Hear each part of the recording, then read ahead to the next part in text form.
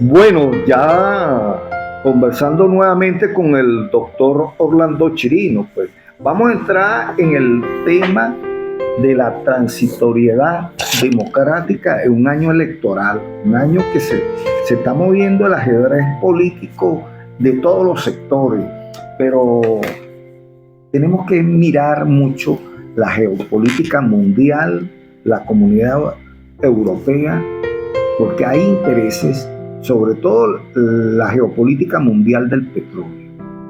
Es un año de 135 elecciones electorales, empezando por los Estados Unidos, México y por supuesto nuestra querida Venezuela, que bien golpeada. Se hablan de habilitaciones, de inhabilitaciones. ¿Cómo ve el panorama sindical? ¿Cuáles son las exigencias que le está haciendo el movimiento sindical a los precandidatos?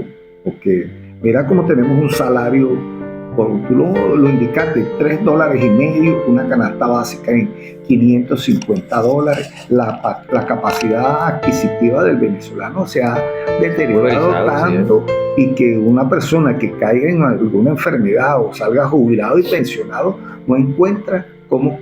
Mire, si compra la medicina, no compra la comida. ¿Cuál es ese panorama y cuál es la exigencia que le hacen los trabajadores a los candidatos, ya sea del gobierno, porque este gobierno aspira a quedarse en el gobierno y la oposición quiere gobernar, quiere tener gobernabilidad y gobernanza del país? ¿Cuál sería la posición del movimiento sindical? Fíjate, Héctor, nosotros hemos manifestado abiertamente que la lucha de los trabajadores es más política que orgánica. Y cuando planteamos y cuando hacemos ese planteamiento, no nos referimos específicamente a algún partido político, nos referimos al voto como un instrumento para la transformación y para la recuperación de los derechos fundamentales de los trabajadores. Y hemos dicho, es un instrumento de lucha. Bueno, avancemos en este año electoral, que es importante que ese instrumento de lucha tengamos que fortalecerlo para generar modelos de cambio. Entonces, pues nosotros estamos convencidos de que la lucha es más política que orgánica. Partiendo de ese punto, pues evaluemos el tema geopolítico. Hemos visto los cambios que se han dado en el mundo, producto, sobre todo en este lado de Sudamérica, cómo se han hecho elecciones y ha entrado una nueva era política a gobernar esos países. Caso Ecuador, caso Argentina, el mismo Bukele, que quedó reelegido con el 87%. Imagínate el alcance de liderazgo y de suponer que evidentemente viene haciendo las cosas bien alguien que ha mostrado un rostro distinto, una forma distinta de gobernar, y evidentemente ese escenario no escapa de los venezolanos. Ya se habla de una tesis Bukele en Latinoamérica. No, seguro. Y comparan incluso aquellos que adversan esa posición, han comparado muchas veces a El Salvador con Venezuela. Entonces le dicen que es un pequeño dictador a Bukele. Entonces, pero sin embargo lo que hay que ver es cómo el dinamismo de la política en el mundo, cómo se viene generando el panorama. Evidentemente nos solidarizamos con los ecuatorianos porque el presidente ecuatoriano ha tomado una decisión de acabar la acción vandálica que hay en el país, este tema del narco y todas estas situaciones, y evidentemente ha tenido que tomar decisiones fuertes, pero creo que esos son los elementos importantes para la transformación en el mundo. Y seguramente eso no va a escapar de México, no va a escapar de otros países que evidentemente vienen mostrando escenarios de cambio también en el mundo. Y seguramente Estados Unidos también en este proceso de elecciones en el que va a entrar, pues cada vez hay un escenario distinto. El petróleo pues ha sido un elemento fundamental y vital para todos estos procesos de negociación. Situación de Barbados, por ejemplo. Por un lado, se plantea, el jefe de la comisión de la oposición plantea de que se incumplieron los acuerdos de Barbados. Por el otro lado, el presidente o el jefe de la comisión del gobierno que está en esta comisión, que está en este diálogo de Barbados, se inventan cualquier procedimiento para desviar la atención de todo lo que viene ocurriendo en el país. La dinámica política está siendo, yo le comentaba a un compañero, ha sido por segundos todo el cambio que se viene generando y pues quienes estamos en el análisis político permanentemente, pues estamos haciendo revisiones constantes de todo esto. Lo que sí está claro en todo el escenario político del país es la necesidad de salir a votar que tienen los venezolanos. Más del 85% quiere un cambio democrático en el país y es una cifra muy importante para la gobernabilidad y gobernanza.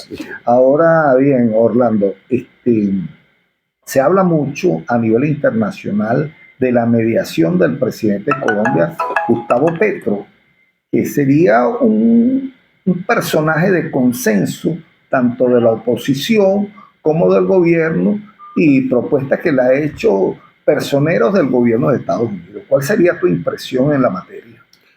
Bueno, lo que pasa es que han buscado cualquier intermediario para generar esa mediación, caso que ocurrió con Guyana, por ejemplo. O sea, el país, el gobierno hizo una actividad evidentemente de convocar un proceso de referéndum, hicieron cualquier cantidad de cosas y al final un resultado que quedó en la historia del país para la revisión y por el otro lado terminó siendo un resultado aislado ante los acuerdos internacionales, ante la mediación internacional.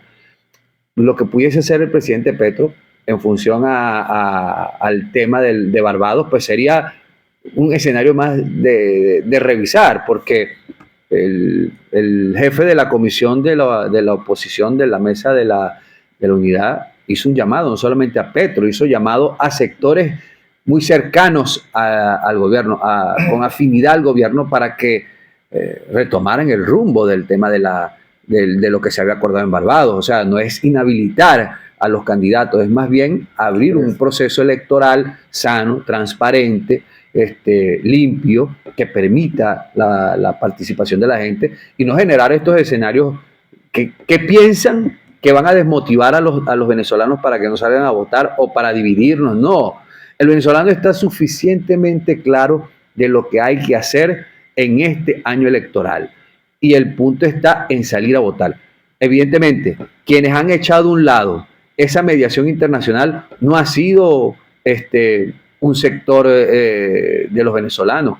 Quienes hemos visto que no creen en la mediación internacional ha sido el sector del gobierno que se ha puesto a llamar incluso a todos los sectores en el país para hacer una mesa de revisar y hacer un planteamiento al CNE, que es el único instrumento, el único órgano en el país que tiene las facultades para generar el cronograma electoral, a reunirse con un grupo de sectores para mostrarle al mundo tal vez de que ciertamente sí hay apertura con todos los sectores en el país, cosa de que no es así, pero sin embargo estamos en un escenario político, todo lo que pudiesen utilizarse en las redes para elevarlo, pues tendrán de alguna manera su contraparte, pero al final de toda esta situación, evidentemente, lo que buscamos es un modelo de transformación y de cambio.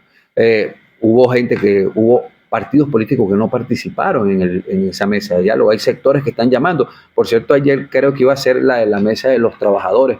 Pero ¿quiénes participan allí? ¿A quiénes están convocando? ¿Qué sectores convocan para que estén allí en ese plan de trabajo para presentarle al CNE un cronograma electoral? Que no somos nosotros los que debemos presentar el cronograma electoral. Bueno, ellos han dicho que es una propuesta de ruta electoral, sin embargo el CNE pues, es la que tiene la facultad para hacerlo. Bueno, sí, en verdad el poder electoral es el Consejo Nacional Electoral, el que debería de una vez por todas presentar un cronograma, garantía y condiciones de igualdad y equidad para los candidatos, es el CNE como órgano rector. En virtud de eso, hemos visto manifestaciones y sobre todo acá en el estado Lara, el Pacto Unitario hizo un llamado al CNE, entregaron un documento, vimos en las redes, así como también la conferencia episcopal, el mismo día hicieron un llamado al CNE a nivel nacional. En virtud de ello, yo creo, ¿verdad? Y estamos convencidos que ese 85% del cambio que queremos los venezolanos para la gobernabilidad y gobernanza es fijar el verdadero rumbo estratégico de unas elecciones libres, presidenciales, transparentes, con la observancia internacional, que es el garante, y más el ciudadano común, porque el ciudadano común quiere participar. ¿Cómo se mueve el padrón electoral en este movimiento, ¿verdad?, de la candidata unitaria María Corina Machado? Y bueno, porque hay un sector de la plataforma que ampliamente la está apoyando, porque sí, ese fue el compromiso y el reglamento interno de las primarias. Quien quedara, todos los demás actores políticos la iban a respaldar. Sí. Se han manifestado la mayoría de los partidos políticos, pero también hay otra oposición, ¿verdad?, que no es oposición, es pro gobierno, que le está haciendo la jugada al oficialismo a crear como una especie del librito de Maquiavel. Sí. ¿Cuál es la opinión al respecto, Lidia? Sí, bueno, fíjate, Héctor, uno ve todas estas situaciones y ve también que la mayoría de los partidos están intervenidos. Te consigues 2, 3, 4, 5 toletes de partidos, porque esa ha sido la tarea, dividir en los partidos políticos. Y con eso dividir también la presencia desde el punto de vista del escenario político en el país. Pero bueno, lo que tú dices es una realidad. Evidentemente hay una cantidad, un porcentaje bastante alto de venezolanos que está decidido a cambiar las cosas en el país, a utilizar el voto como un instrumento. Los trabajadores estamos convencidos de que nuestra lucha se ha ido más al tema político que orgánico. Nosotros no hemos dejado de levantar nuestras banderas del salario y tenemos que levantarla con un salario de $3.5 mensuales. Pues evidentemente tenemos que levantar nuestras banderas. Pero de algo estamos convencidos, es que la ruta es electoral, que el camino es electoral, que la fórmula es electoral. Aquí otras vías evidentemente están fuera de la jugada, están fuera del radar de los venezolanos. Nosotros vamos a aprovechar este año electoral para hacer los cambios que se tengan que hacer y evidentemente con eso, desde el punto de vista de la clase trabajadora, recuperar los derechos fundamentales de los trabajadores. Bueno, fue Orlando Chirino, destacado dirigente sindical del Pacto Unitario. Y bueno, ya estamos llegando al final de nuestro programa especial Full Sintonía Portafolio Empresarial, conversando con Héctor por Radio Cristal 610 AM.